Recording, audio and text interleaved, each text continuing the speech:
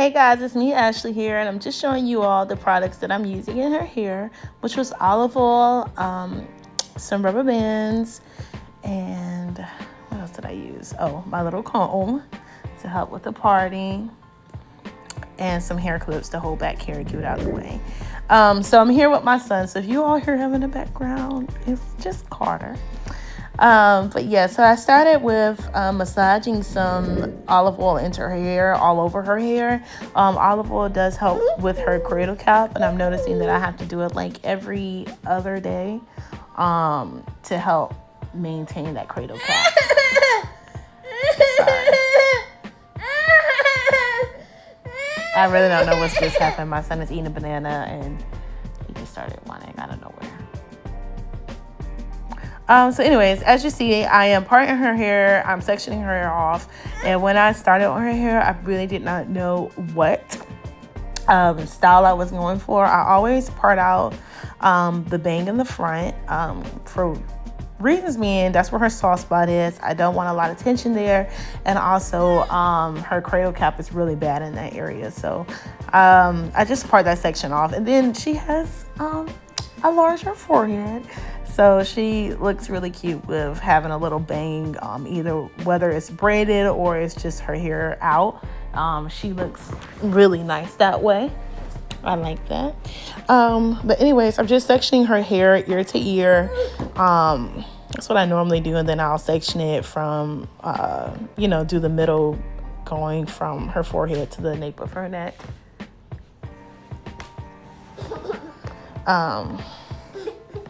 I'm sorry, y'all. My son is just doing so much.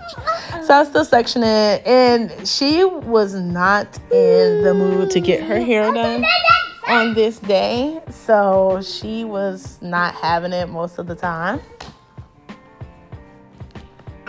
So, yeah. So it took me a while to get from one ear to the other. But we got there. Yeah, she started falling back. I was trying to give her different toys throughout the whole time while I was doing her hair, but sis was not having it. And she kept moving, so the part got as straight as she allowed me to. But as you can see right here, I'm just going ahead and sectioning off two sides, two even sides, well, semi-even.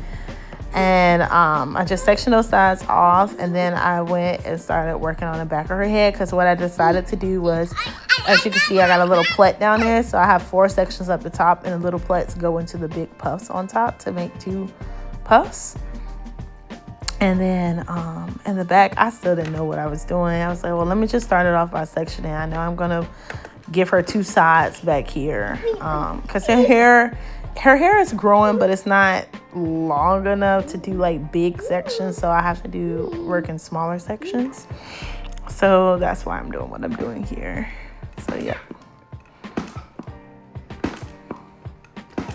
Sorry, that's my son playing with something he shouldn't be playing with.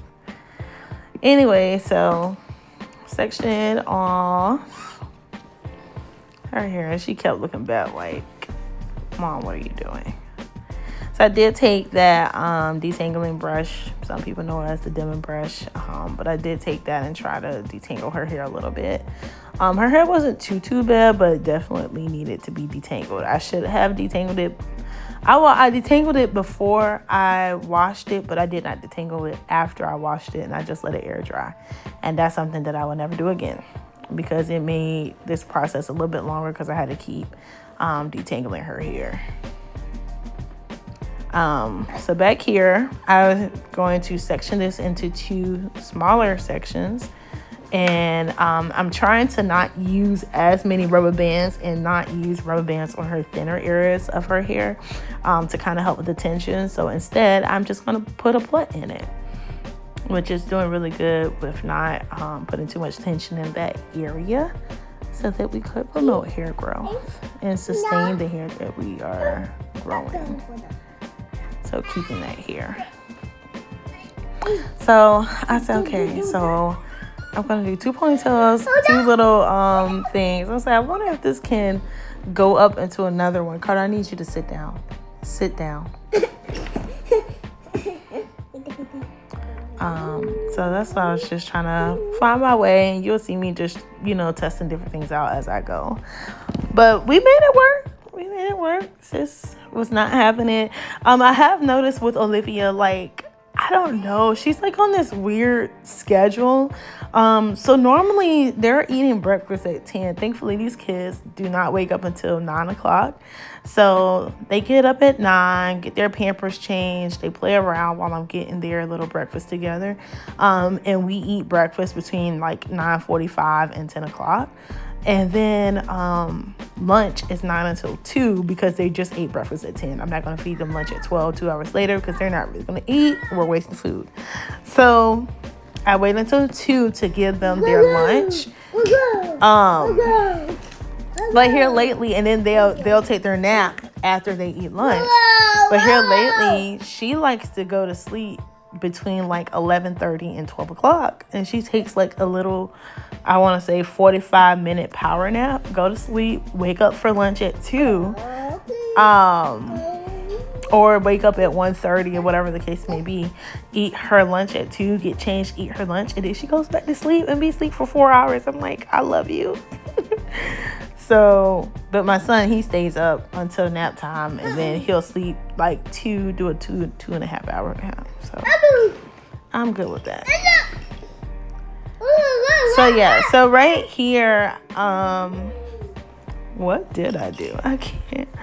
I did 2 other sections.